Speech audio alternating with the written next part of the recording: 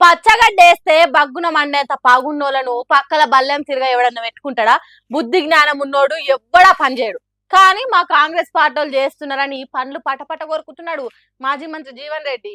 Congress party అంతర్గత సమావేశానికి ఏదైతుందో వేరే రాజకీయ పార్టీలో ప్రత్యర్థి పార్టీ, బీఆర్ఎస్ పార్టీ మన ప్రత్యర్థి పార్టీ, మన ప్రత్యర్థి పార్టీ శాతం పక్కన పిలుస్తుడు పెట్టుకొని మన అంతర్గత సమావేశం స్థానిక ఎదుర్కొన్న అంశంపై ఎట్లా చర్చిస్తామే? వాజిబే ముందున్న మున్సిపల్ ఎన్నికలల్లా ఎట్లా గెలవాలి, ఎసొంటి పథకాలు అన్నాలని మాట్లాడుకునే సభకు గిట్టని పార్టీలను గిచ్చి కయం పెట్టుకునే పార్టీ ఎమ్మెల్యే వచ్చుడండి. మన ఎత్తులు పన్నే పథకాలు వాళ్ళకి తెలిసిపోవా?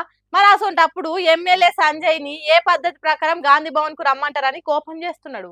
నేను నిన్న జగిత్యాలలో ఏదైతుందో అక్కడ శాసనసభ్యులు చేస్తున్న అక్రమాలు, అక్కడ శాసనసభ్యులు చేస్తున్న అక్రమాలు, నేను రోడ్డుపై కూర్చొని ఏదైతుందో అన్ని వెలుగెత్తి ఆయన చేస్తున్న అక్రమాలు దోపిడీ, ఆయన చేస్తున్న అక్రమాలు దోపిడీ ఏదైతుందో వెలుగెత్తి పత్రికా ముఖంగా మీ అందరి యొక్క సమస్య లోపల మొత్తం ప్రజానీకానికి ఏదైతుందో చూపెట్టడం జరిగింది. అసోంటి శుద్ధపూసం చూడని గాంధీ భవన్ కు రమ్మనుడైంది, కూర్చేసి కూసబెట్టుడైంది. అందుకే చల్ నేను ఇక్కడ ఒక్క గంట కాదు కదా, ఒక్క గడియ కూడా ఉండనని జీవన్ రెడ్డి గాంధీ భవన్ల నుంచి గాబరవ్వకుండా గడప దాటి బయటికి వెళ్ళిపోయింది. అప్పుడు పూనకం వచ్చిన శివసత్తుల తిరుగు ఊగిపోయింది. మరి అంతే కదా, బీఆర్ఎస్ పార్టీ ఎమ్మెల్యేలకు కాంగ్రెస్ పార్టీ ఆఫీస్ గాంధీ భవన్లకు వచ్చే పర్మిషన్ ఎట్లా ఇస్తారు? పడని పార్టీలను పిలిచి పట్టు పితాంబరాలు పెడతారా?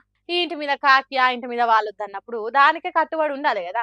కానీ ఏకంగా ఇంట్లోనే తీసుకొచ్చి ఇతరేసి వడ్డిస్తే ఏందన్నట్టు. ఒకవేళ పార్టీ మారి సంజయ్ సార్ చక్కగా కాంగ్రెస్ లో చేరిండు అనుకునేటట్టు కూడా లేదా? స్పీకర్ సార్ స్పష్టంగా చెప్పిండు, తెలంగాణ రాష్ట్రంలో ఎవరు పార్టీ మారలేదు, ఏ పార్టీలో ఆ పార్టీలోనే ఉన్నారని చెప్పిండు. మరి అది కరెక్టా, ఎమ్మెల్యే సంజయ్ సార్ ఆఫీస్కి వచ్చుడు కరెక్టా అనేది మన తెలియదు. కానీ పాపం జీవన్రెడ్డి సార్కి వచ్చిన కష్టం ఇంకెవ్వరికి రావద్దు. తన మీద గెలిచిన సంజయ్ గాంధీ భవన్లో తిరుగుడు ఓర్చుకోలేకపోతున్నాడు. పాపం మనసి ఎట్లా నిమ్మలమవుతుంది ఏమో. అయింది, అమ్మగారి పని అయింది. ఎక్కువ తక్కువ తిక్కల పనులు చేస్తే లెక్క కుదిరిచ్చే పని అయింది. చెవులు విండి చేతులు పెట్టే పనులు మొదలైంది. అదే కేరళ ఇన్ఫ్లుయెన్సర్ చేసిన పనికి దీపక్ అనే అన్న పానాలు తీసుకున్నాడు కదా. ఆ దొరసాని పోలీసులు అరెస్ట్ చేసిండ్రు. చట్టాలు ఉన్నది ఆడోళ్ళని కాపాడటానికి గాని మొగోళ్ళని కాపిపెట్టడానికి కాదు. కొందరు మొగోళ్ళ చిల్లర చేష్టల గురించి రక్షణ కొరకు గట్టి గట్టి చట్టాలు ఉన్నాయి. కానీ వాటిని వాటాగా వాడుకొని మొగోళ్ళని నాగం చేస్తున్నారు కొందరు ఆడోళ్ళు. అట్లా చేసిన ఒక ఉద్దరి ఇన్ఫ్లుయెన్సరే షింజితా ముస్తఫా అనే సుధపూస. బస్సులో ప్రయాణం చేసుకుంటా ఓ ప్రయాణికుడు గలీజ్ పనులు చేసిండని ఓ వీడియో తీసి మెరుగని ఎన్నపూస తీరుగా సోషల్ మీడియాలో పెట్టింది. దాన్ని నెటిజన్లు పొట్టు వైరల్ చేసే వరకు దీపక్ అనే అన్న బలిమిటికి జీవి తీసుకున్నాడు అన్న ముచ్చట అందరికీ ఎరుకున్నది. ఆ వీడియోలో దీపక్ అన్నది షింతాకు మందం తప్పులేదని ఇన్ఫ్లుయెన్సర్ షింజితా ముస్తఫా అనేట ఆమె విపరీతంగా ఇసం చేసిందని పోలీసులు కేసు బుక్ చేసిండ్రు. ఇవాళ మహాతల్లి షింజితాను పోలీస్ స్టేషన్ కు రావమ్మా అని కారెక్కించుకొని కారాగారం తీసుకొని పోయిండ్రు. బస్సులో ఎవ్వరు ఏమనుకున్నా నంగనా చేశాలేసి అమాయకుని ప్రాణాలు తీసిను. పబ్లిసిటీ పేరుతోని సెలబ్రిటీ కావాలనే కాయస్ బాగా పెరిగి గిసొంటి బుద్ధి తక్కువ పనులు చేస్తావా? నల్లి కుట్లదానా గింత అజ్జకారి ఆడోళ్ళు ఉంటారా? బట్ట కాల్చి మీదేసి మనుషులను బద్నాం చేస్తే ఏం బాగుపడతారా?